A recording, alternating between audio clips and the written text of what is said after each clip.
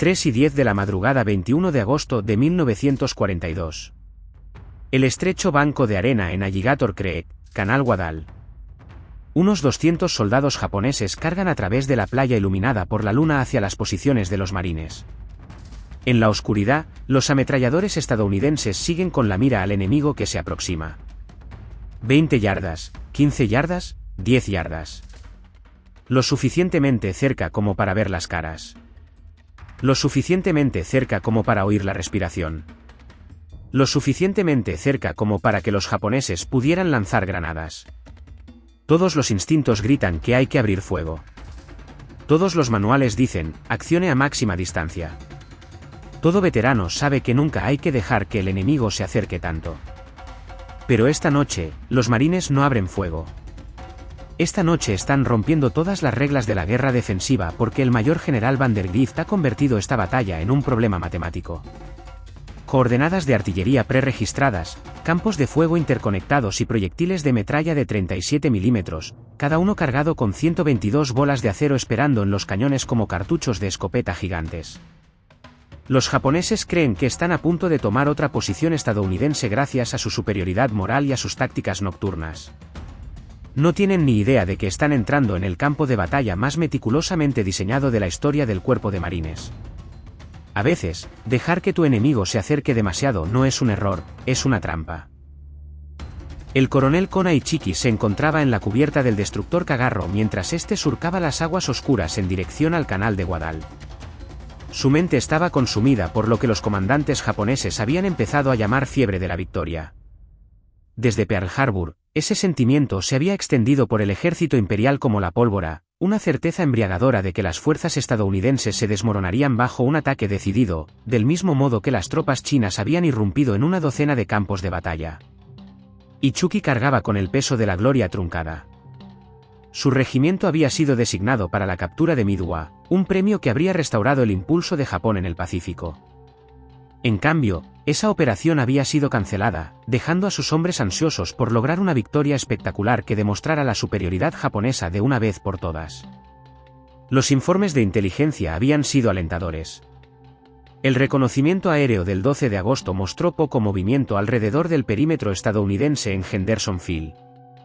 Cuando los elementos de avanzada de Ichiki desembarcaron cerca de Punta Ty el 18 de agosto, a 25 millas al este de las posiciones de los marines, sus operadores de radio informaron con confianza. Sin contacto con el enemigo, se procede según lo previsto. Los altos mandos habían estimado que la fuerza estadounidense en el canal de Guadal era de quizás 3,000 hombres, dispersos y desmoralizados tras su precipitado desembarco. Las matemáticas parecían sencillas. Ichiki comandaba 917 soldados de élite del 28º Regimiento de Infantería. Un rápido ataque nocturno aniquilaría la escasa fuerza que los estadounidenses aún conservaban para proteger su preciado aeródromo. Lo que Ichi no podía saber mientras sus hombres iniciaban su marcha por la carretera costera hacia Henderson Field era que el mayor general Alexander Vandergrift comandaba a casi 11.000 marines en la isla. Y lo que es más importante, Vandergrift había pasado las 2 últimas semanas transformando la doctrina defensiva estadounidense de maneras que habrían parecido imposibles a los oficiales entrenados en las tácticas tradicionales de los marines. Mientras que los manuales del cuerpo de marines enfatizaban el asalto agresivo y la maniobra rápida, Vandergrift estaba implementando algo revolucionario, la guerra defensiva como ingeniería de precisión. La transformación había comenzado con el análisis del terreno. Vandergrift estudió los accesos a Henderson Field con la mirada metódica de un ingeniero civil, más que con la de un comandante militar convencional. El terreno selvático canalizaba naturalmente cualquier aproximación hacia el este hacia un único punto de cruce, la desembocadura de Alligator Creek, donde un estrecho banco de arena proporcionaba el único vado práctico durante la marea baja. Hacia el norte, el océano no ofrecía ningún refugio. Al sur, la densa jungla hacía casi imposible el movimiento de grandes unidades. Cualquier ataque serio desde el este tendría que cruzar ese banco de arena. El teniente coronel Edwin Palek, al mando del 2º Batallón, primeros marines, inicialmente tuvo dificultades con el concepto defensivo de Vandergrift. La doctrina de la infantería de marina hacía hincapié en el fuego y la maniobra, el patrullaje agresivo y el encuentro con el enemigo lo más adelante posible. Pero el plan de Vandergris requería algo que parecía casi pasivo, permitiendo que el enemigo se acercara hasta estar al alcance de las granadas antes de abrir fuego. La presión psicológica sobre cada marine sería enorme.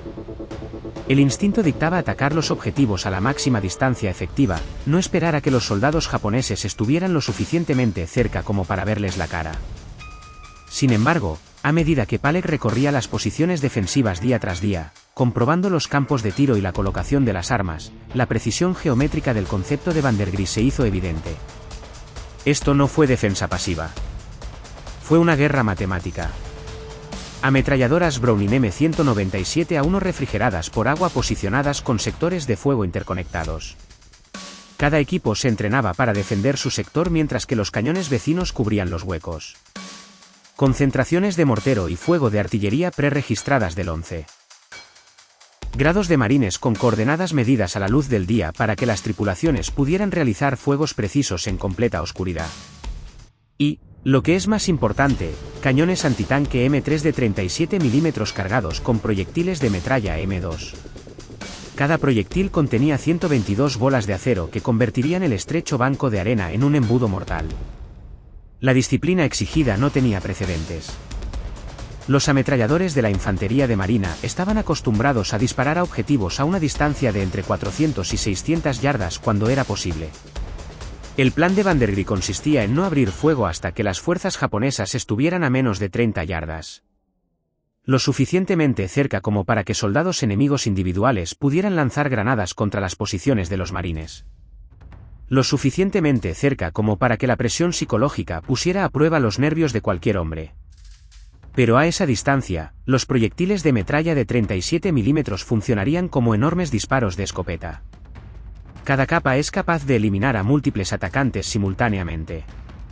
Soldado de primera clase Franks Pomeroy, que manejaba una de las ametralladoras Browning refrigeradas por agua a lo largo de la línea del arroyo, había pasado los días anteriores tratando de conciliar esta nueva doctrina con todo lo que le habían enseñado sobre la guerra naval. El M1917A1 podía mantener cadencias de fuego de entre 450 y 600 disparos por minuto. Su camisa de agua evita el sobrecalentamiento del cañón, problema que afectaba a las armas refrigeradas por aire durante tiroteos prolongados. Pero disparar a tan corta distancia significaba aceptar que algunos soldados enemigos inevitablemente alcanzarían las posiciones de los marines antes de ser abatidos. El plan requería una confianza absoluta en la precisión geométrica de los fuegos superpuestos y en el poder de parada de los proyectiles de metralla. La compañía G del primer batallón de marines había sido posicionada como reserva móvil, lista para contraatacar cualquier avance japonés antes de que pudiera consolidarse. Este fue quizás el rol psicológicamente más difícil en el esquema defensivo de Vandergris. Mientras que otros marines al menos tendrían la satisfacción de disparar sus armas, la compañía G tendría que esperar en posiciones de reserva, confiando en que la zona de exterminio funcionaría según lo previsto, lista para lanzar contraataques inmediatos si alguna fuerza japonesa lograba romper la línea. Al convertirse el 20 de agosto en 21 de agosto, informes de inteligencia de observadores costeros confirmaron que una importante fuerza japonesa se desplazaba hacia el oeste a lo largo de la carretera costera.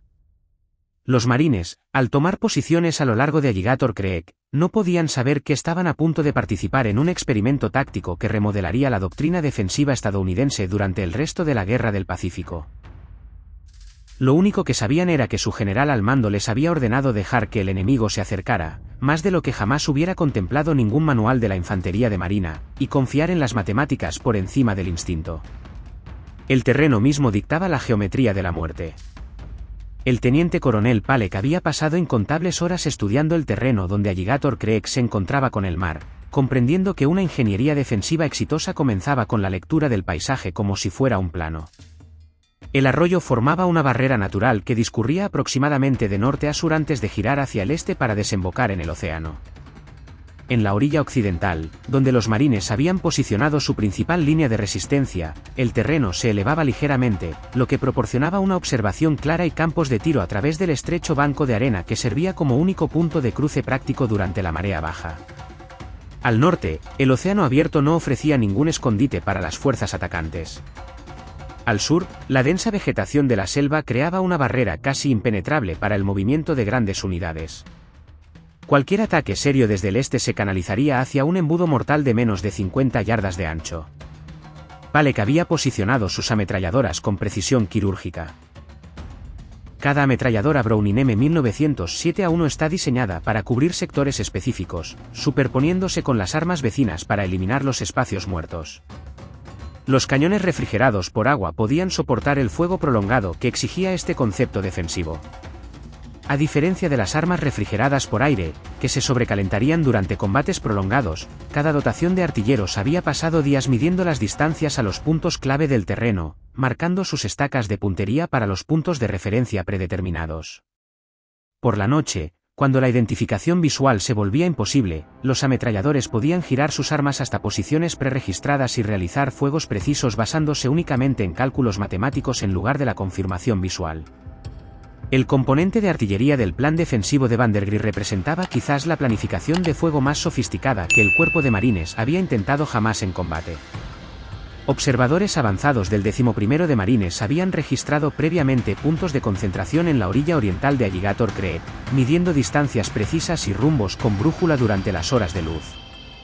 Estas coordenadas se representaron posteriormente en cartas de tiro, lo que permitió a los equipos de artillería situados a kilómetros de distancia de las líneas del frente realizar fuego preciso en completa oscuridad.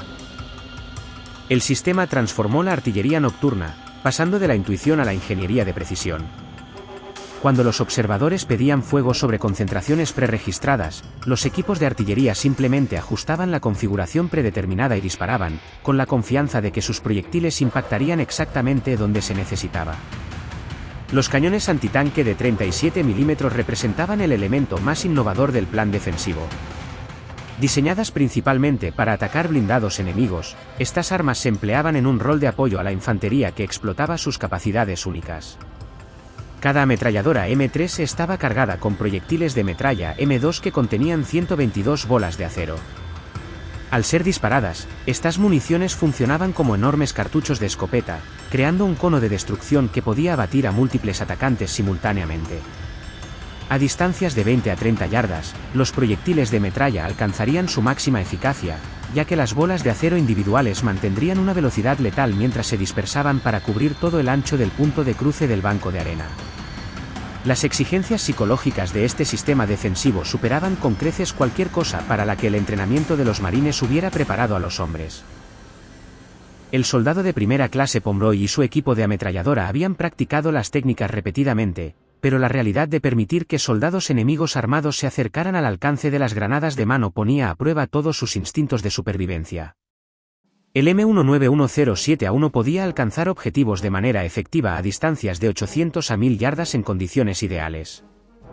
Esperar hasta que las fuerzas japonesas se acercaran a menos de 30 yardas significaba aceptar que algunos atacantes inevitablemente alcanzarían posiciones desde donde podrían lanzar granadas o incluso intentar tomar por asalto posiciones de combate individuales antes de ser abatidos. La disciplina contra el fuego se convirtió en el factor crítico que determinaría el éxito o el fracaso. A cada sistema de armas se le habían asignado responsabilidades específicas dentro del esquema defensivo general. Los cañones de 37 mm solo abrirían fuego cuando las fuerzas japonesas alcanzaran la zona de destrucción predeterminada en el banco de arena. Las ametralladoras esperarían a que se agotaran los proyectiles de metralla para abrir fuego, luego lo harían en ráfagas simultáneas para abatir a cualquier superviviente que intentara continuar el asalto. Las concentraciones de artillería apuntarían a la orilla oriental para impedir que los refuerzos apoyaran las oleadas iniciales del asalto. El momento tenía que ser perfecto. Abrir fuego demasiado pronto permitiría a las fuerzas japonesas dispersarse y buscar refugio. Esperar demasiado tiempo suponía el riesgo de ser superados en número antes de que los fuegos defensivos pudieran lograr el efecto deseado. La compañía G, posicionada como la fuerza de contraataque inmediata, representaba el elemento final en la ecuación defensiva de Vandergrift. Si las fuerzas japonesas lograban romper la línea principal a pesar del fuego concentrado, la compañía G lanzaría contraataques inmediatos para restablecer la posición antes de que el enemigo pudiera consolidar sus avances. Esto requería que la compañía de reserva permaneciera en posiciones cubiertas, lista para moverse con poca antelación, confiando en que las posiciones defensivas principales canalizarían cualquier avance hacia vías predecibles donde los contraataques pudieran ser más efectivos. Los aspectos de ingeniería del plan defensivo iban más allá del emplazamiento de las armas e incluían la gestión de municiones y los procedimientos de reabastecimiento. Cada posición de ametralladora había sido abastecida con suficiente munición para sostener un combate prolongado, pero las dotaciones habían recibido instrucciones de disparar en ráfagas controladas en lugar de en flujos continuos. Los cañones refrigerados por agua podían soportar fuego prolongado, pero la conservación de la munición seguía siendo fundamental. Los equipos de artillería habían preposicionado munición adicional en sus posiciones de armas con programas de tiro predeterminados que asignaban un número específico de proyectiles a cada concentración preregistrada. Los cañones de 37 mm tenían una capacidad limitada de munición en metralla, lo que hacía que la selección del objetivo y la sincronización fueran absolutamente cruciales. Al caer la noche del 20 de agosto, los marines que se instalaban en sus posiciones a lo largo de Alligator Creek comprendieron que estaban a punto de poner a prueba un concepto defensivo que desafiaba supuestos fundamentales sobre las tácticas del cuerpo de marines. El éxito del plan de Vandergrift no dependía de heroísmos individuales ni de maniobras agresivas, sino de la disciplina colectiva y la precisión matemática. Cada marine debía confiar en que su papel en el patrón geométrico más amplio contribuiría a un sistema defensivo diseñado para transformar el combate a corta distancia en una ecuación calculada. La presión psicológica era enorme, pero la ingeniería era impecable. Las matemáticas estaban a punto de encontrarse con la guerra a 20 yardas. A las 3:10 de la madrugada del 21 de agosto, el sonido del chapoteo del agua se extendió a través del estrecho banco de arena cuando aproximadamente 200 soldados japoneses comenzaron su asalto a través de la desembocadura de Alligator Creek. El soldado de primera clase Pomeroy pegó el ojo a la mira trasera de su Browning M19117A1, observando cómo figuras oscuras emergían de la jungla y comenzaban a moverse por la playa iluminada por la luna. La ametralladora refrigerada por agua estaba cargada y lista, con sus mecanismos de giro y elevación configurados para cubrir el sector de fuego predeterminado. Todos sus instintos le gritaban que abriera fuego inmediatamente para abatir al enemigo que avanzaba, mientras sus siluetas se recortaban contra la arena pálida y el agua oscura. Pero Pomeroy contuvo el fuego, siguiendo la disciplina que el teniente coronel Palek había inculcado a cada marine a lo largo de la línea defensiva. Los soldados japoneses se movían con la confianza de tropas que creían estar ejecutando un exitoso ataque sorpresa. Sus voces resonaban a través del estrecho brazo de agua mientras los oficiales susurraban órdenes y los soldados rasos luchaban por mantener la formación al cruzar el fondo irregular de la desembocadura del arroyo. Algunos tropezaron en los canales más profundos, y sus equipos resonaron al recuperar el equilibrio. Otros se movían con mayor fluidez, demostrando ser veteranos de anteriores operaciones nocturnas en China, donde tácticas similares habían logrado superar sistemáticamente las posiciones defensivas chinas. Las fuerzas japonesas que avanzaban no tenían ni idea de que estaban entrando en una zona de exterminio calibrada con precisión. Cada paso los acercaba al centro matemático del esquema defensivo de los marines, donde los campos de fuego superpuestos convergerían con el máximo efecto. A 25 yardas de la orilla occidental, a 20 yardas, a 15 yardas. Los elementos de vanguardia de la fuerza de asalto japonesa estaban ahora lo suficientemente cerca como para que los marines individuales pudieran distinguir los rostros a la luz de la luna. Lo suficientemente cerca como para oír la respiración de hombres que creían estar a punto de tomar otra posición estadounidense gracias a su superior espíritu y sus técnicas de combate nocturno. A 10 yardas, el teniente coronel Palek dio la orden que pondría a prueba meses de preparación y planificación. Fuego. La palabra se propagó a lo largo de la línea defensiva en un grito controlado que desencadenó la ráfaga de fuego más concentrada que el cuerpo de marines jamás había desatado a tan corta distancia. Los cañones M3 de 37 mm abrieron fuego primero, y sus proyectiles de metralla explotaron a través del estrecho banco de arena como enormes disparos de escopeta. Cada cartucho M2 liberaba 122 bolas de acero en un cono de destrucción en expansión que barría todo el ancho del punto de cruce, eliminando a varios atacantes simultáneamente. El efecto fue inmediato y devastador. Los soldados japoneses que avanzaban en formación quedaron repentinamente esparcidos por la arena. Su ímpetu de ataque se vio truncado por el fuego de metralla ejecutado con precisión milimétrica. Pero el plan defensivo de los marines apenas comenzaba a desarrollarse. Tan pronto como los cañones de 37 mm agotaron sus proyectiles iniciales, las ametralladoras M197A1 abrieron fuego con fuegos entrelazados que cubrieron cada metro cuadrado de la zona de muerte. Pomeroy apretó el gatillo y sintió la vibración familiar del arma refrigerada por agua disparando a su ritmo sostenido de 450 disparos por minuto.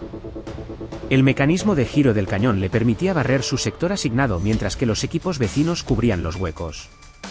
El asalto japonés, que había comenzado con la disciplinada confianza de la infantería de élite ejecutando una táctica probada, se disolvió en el caos cuando la precisión matemática del fuego defensivo estadounidense hizo efecto.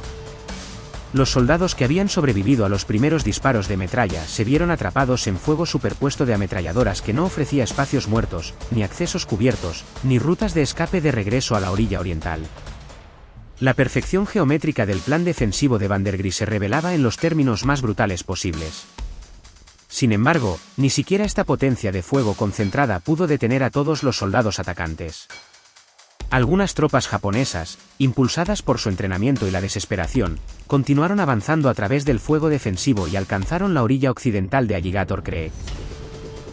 Algunos lograron superar posiciones de combate individuales de los marines, y sus bayonetas y granadas abrieron pequeñas brechas en la línea defensiva.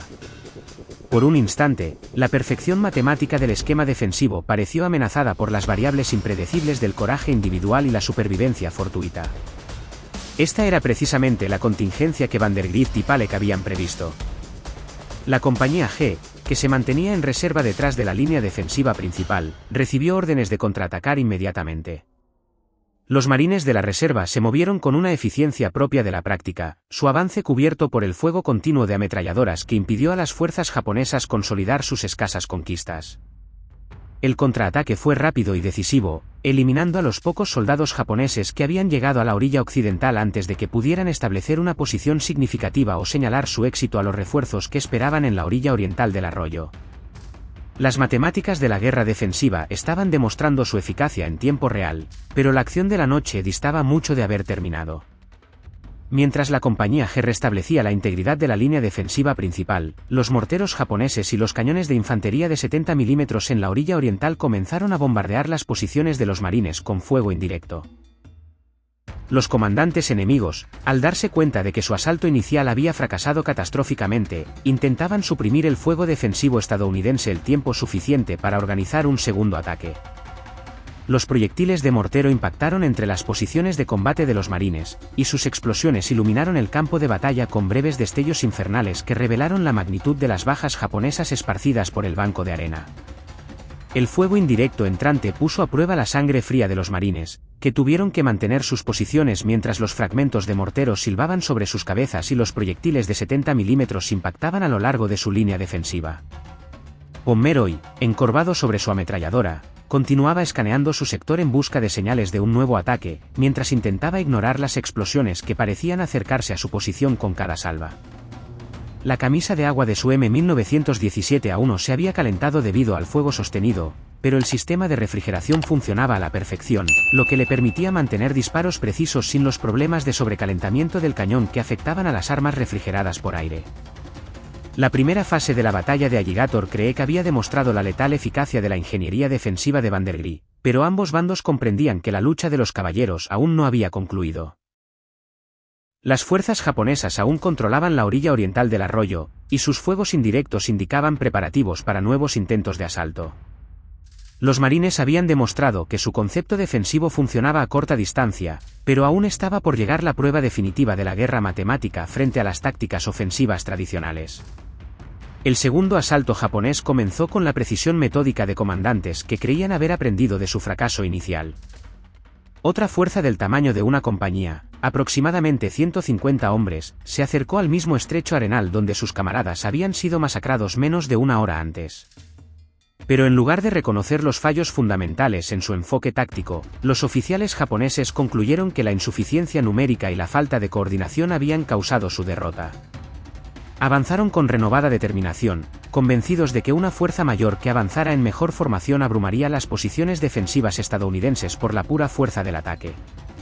El soldado de primera clase Pomeroy observó el desarrollo del nuevo asalto a través de su ametralladora, notando cómo los soldados japoneses que avanzaban sorteaban con cuidado los cuerpos de sus camaradas caídos esparcidos por la arena. La formación enemiga parecía más disciplinada que la primera oleada, con oficiales que mantenían un mejor control y soldados que avanzaban en líneas más coherentes. Pero desde su posición detrás del M1917A1, Pomeroy comprendió lo que los japoneses atacantes no podían. Estaban entrando en una zona de muerte que había sido perfeccionada y afinada en el enfrentamiento anterior. Los artilleros de los cañones de 37 milímetros habían recargado sus armas con nuevos proyectiles de metralla. Los observadores de artillería habían confirmado que sus concentraciones preregistradas seguían siendo exactas. Los equipos de ametralladoras habían ajustado sus estacas de puntería basándose en las lecciones aprendidas del primer asalto. Cuando la segunda oleada alcanzó el mismo punto central matemático que había desencadenado la masacre anterior, el teniente coronel Palek volvió a dar la orden de disparar. Pero esta vez, los incendios defensivos lograron resultados aún más devastadores. Los proyectiles de metralla de 37 milímetros, apuntando con precisión a la parte más densa de la formación enemiga, crearon conos de destrucción entrelazados que barrieron todo el ancho del banco de arena. Los soldados japoneses, que habían avanzado con una disciplina de formación tan meticulosa, fueron diezmados por balas de acero que mantenían una velocidad letal a corta distancia. Quienes sobrevivieron al fuego de los botes de metralla se vieron inmediatamente atacados por ametralladoras, cuyas dotaciones habían aprovechado el intervalo entre ataques para perfeccionar sus técnicas de adquisición de objetivos y distribución de fuego. La precisión matemática del concepto defensivo de Vandergrift revelaba su característica más brutal. Cada interacción hizo que el sistema fuera más eficaz. Los artilleros de la infantería de marina estaban aprendiendo a coordinar sus fuegos con una eficiencia cada vez mayor, eliminando los pequeños desfases en la sincronización. Retrasos que habían permitido a unos pocos soldados japoneses llegar a la ribera occidental durante el primer asalto. La zona de aniquilación se calibraba cada vez mejor con cada prueba, transformándose de ingeniería teórica en una ejecución practicada de guerra defensiva que no dejaba lugar a heroísmos individuales ni a improvisación táctica para superar la adversidad. Al acercarse el amanecer, los comandantes japoneses hicieron un intento desesperado por salvar su ofensiva implementando una maniobra de flanqueo que demostró tanto imaginación táctica como una profunda incomprensión de su situación. En lugar de continuar asaltando el paso de arena fuertemente defendido, ordenaron a las tropas que avanzaran hacia el norte a lo largo de la playa e intentaran esperar rodeando el flanco izquierdo de los marines a través del oleaje más allá de las rompientes. El concepto demostraba un pensamiento táctico sofisticado. Al moverse a través del agua de Cheste, la fuerza atacante evitaría los fuegos defensivos concentrados que habían demostrado ser tan letales en la desembocadura del arroyo. Pero el intento de flanqueo japonés no hizo sino demostrar hasta qué punto la planificación defensiva de Vandergrift había previsto todas las posibles vías de ataque. Los marines posicionados en el extremo norte de su línea defensiva tenían una clara visibilidad y campos de tiro que se extendían hasta bien entrada la zona de rompientes. Los soldados japoneses que luchaban por vadear agua hasta el pecho, con las armas en alto para mantenerlas secas, representaban blancos perfectos para los ametralladores que podían dispararles a distancias donde las M197 aún no alcanzaban la máxima precisión. Las tropas atacantes avanzaban lentamente entre las olas, incapaces de ponerse a cubierto o de devolver el fuego con eficacia mientras mantenían el equilibrio contra el oleaje. Las concentraciones de artillería que habían sido preregistradas para esta contingencia comenzaron a caer sobre las tropas japonesas a las 4 horas y nuevamente a las 5:15. Los proyectiles explosivos creaban géiseres de agua y arena que aumentaban el caos de los hombres que ya luchaban por mantener la formación en las olas. El fuego de ametralladoras desde múltiples posiciones convergió sobre la fuerza de flanqueo expuesta, diezmanando a los soldados que no tenían más protección que el agua, que ralentizaba sus movimientos y los convertía en blancos más fáciles.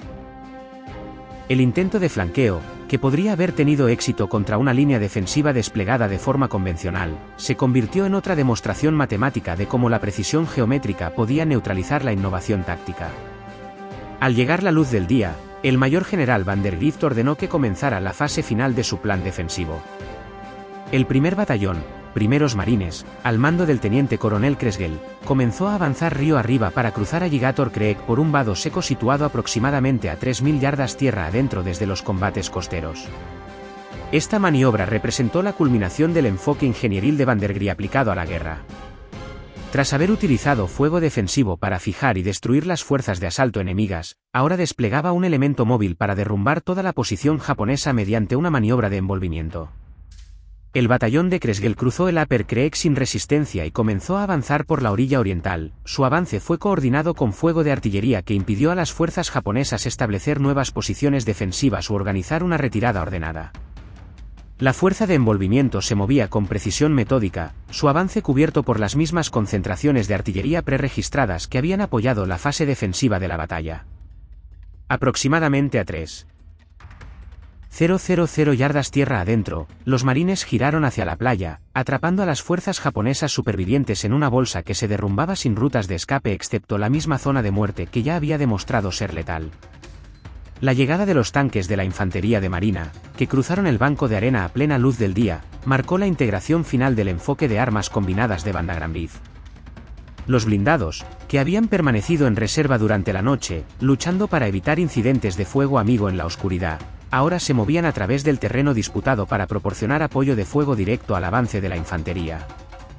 Un tanque se perdió a causa de las minas japonesas, pero los blindados supervivientes añadieron una potencia de fuego móvil que podía atacar objetivos de oportunidad y apoyar la limpieza sistemática de las posiciones enemigas. A las 127 horas, el escuadrón de cazas de la Infantería de Marina 223, que había llegado a Henderson Field el 20 de agosto, realizó su primera intercepción y comenzó a ametrallar aviones que sellaron las rutas de escape restantes a lo largo de la playa. La integración del apoyo aéreo con el plan táctico terrestre demostró cómo la ingeniería defensiva de Vandegrift se había adaptado sin problemas a las operaciones ofensivas, utilizando la misma precisión matemática que había caracterizado el éxito defensivo del Knight.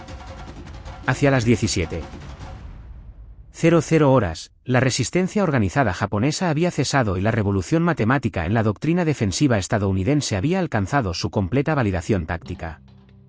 Cuando el humo se disipó la mañana del 22 de agosto, la precisión matemática de la ingeniería defensiva de Vandegrift pudo medirse en términos numéricos contundentes que remodelarían la doctrina táctica estadounidense durante el resto de la Guerra del Pacífico. Entre 774 y 800 soldados japoneses yacían muertos a lo largo del estrecho banco de arena y las zonas de playa circundantes, sus cuerpos esparcidos en patrones que revelaban la perfección geométrica de los fuegos entrelazados de ametralladoras y proyectiles de metralla. Solo 15 miembros de la fuerza de asalto del coronel Ichiki habían sido capturados con vida, la mayoría de ellos hombres heridos que no habían podido seguir luchando. Frente a estas pérdidas, las bajas estadounidenses ascendieron a entre 34 y 44 muertos en combate y aproximadamente 75 heridos. La proporción de bajas en el propio banco de arena se acercó a las 20 muertes japonesas por cada estadounidense muerto, una reivindicación matemática de la ingeniería defensiva que superó incluso las proyecciones más optimistas de Vandegrift. El destino del propio coronel Ichiki se convirtió en un símbolo del choque entre la doctrina ofensiva tradicional japonesa y la innovación defensiva estadounidense. Múltiples relatos informaron que el comandante del regimiento se suicidó después de presenciar la destrucción total de su fuerza de asalto, aunque algunas fuentes históricas sugieren ambigüedad en las circunstancias exactas de su muerte. Lo que permaneció indiscutible fue que un oficial japonés de élite que había comandado operaciones exitosas en toda Asia no había podido adaptar su pensamiento táctico para superar un sistema defensivo basado en principios matemáticos en lugar de en el heroísmo militar tradicional. El impacto psicológico de esta derrota resonaría en las estructuras de mando japonesas, poniendo en entredicho las suposiciones fundamentales sobre la capacidad de combate y la resolución defensiva estadounidenses. El soldado de primera clase Pomeroy, al examinar su ametralladora M19117A1 después de la batalla, descubrió que el cañón refrigerado por agua del arma aún estaba caliente debido al fuego sostenido que había caracterizado el enfrentamiento de la noche. La precisión matemática del fuego defensivo había sido validada no solo en las estadísticas de bajas, sino también en el rendimiento mecánico de los sistemas de armas, que habían funcionado exactamente como predecían sus especificaciones de ingeniería. El sistema de refrigeración por agua evitó el sobrecalentamiento del cañón a pesar del uso prolongado a cadencias cíclicas que habrían provocado el mal funcionamiento de las armas refrigeradas por aire. Las concentraciones de artillería preregistradas impactaron a escasos metros de sus objetivos previstos durante toda la noche, demostrando que el control matemático del fuego podía lograr una precisión que los artilleros individuales jamás podrían igualar únicamente mediante la observación visual. Las implicaciones tácticas de la batalla de Alligator Creek fueron mucho más allá de una sola noche de combates. El general de división Vandegrift había demostrado que la guerra moderna premiaba la ingeniería sistemática por encima del valor individual. Esas posiciones defensivas, diseñadas con precisión matemática, podían lograr resultados que el pensamiento militar tradicional consideraba imposibles. La idea de permitir que las fuerzas enemigas se acercaran hasta el alcance de las granadas antes de abrir fuego contradecía todos los manuales y programas de entrenamiento del cuerpo de marines. Sin embargo, produjo la victoria táctica más decisiva que las fuerzas estadounidenses habían logrado desde su entrada en la Guerra del Pacífico. 3 semanas después, el modelo establecido en Alligator Creek se enfrentaría a su prueba definitiva cuando aproximadamente 3.000 soldados japoneses al mando del mayor general Kiyotake Kawaguchi lanzaron un asalto coordinado contra las posiciones de los marines en lo que se conocería como Etsonsri. La batalla librada entre el 12 y el 14 de septiembre aplicaría los principios de ingeniería defensiva de Banda Grandi a una escala mucho mayor. Las posiciones preparadas, los fuegos de artillería preregistrados, la cobertura de ametralladoras interconectadas y el control de fuego disciplinado volverían a resultar decisivos contra las tácticas de ataque nocturno japonesas. Los elementos de asalto de Kawaguchi sufrirían entre 700 y 800 muertos en combate, mientras que infligirían aproximadamente 100 muertes estadounidenses, dependiendo de las fuentes históricas consultadas. La relación matemática entre la ingeniería defensiva y el éxito táctico se mantendría constante incluso si la escala del combate aumentara drásticamente. El teniente coronel Edwin Palek, mientras recorría el campo de batalla donde su batallón había ejecutado el revolucionario concepto defensivo de Vandergrift, comprendió que habían participado en algo más grande que un simple enfrentamiento táctico, la precisión con la que habían funcionado los campos de fuego superpuestos, la eficacia de las concentraciones de artillería preregistradas y el devastador impacto de los proyectiles de metralla a corta distancia habían demostrado que la guerra podía reducirse a ecuaciones matemáticas cuando los comandantes poseían la disciplina suficientemente eficiente para implementar principios de ingeniería sistemáticos. El desafío psicológico de permitir que soldados enemigos armados se acercaran a pocos metros de las posiciones defensivas se había superado mediante el entrenamiento y la confianza en la precisión geométrica, más que en el heroísmo individual. Las implicaciones estratégicas más amplias de la batalla influirían en la doctrina defensiva estadounidense en todo el teatro del Pacífico.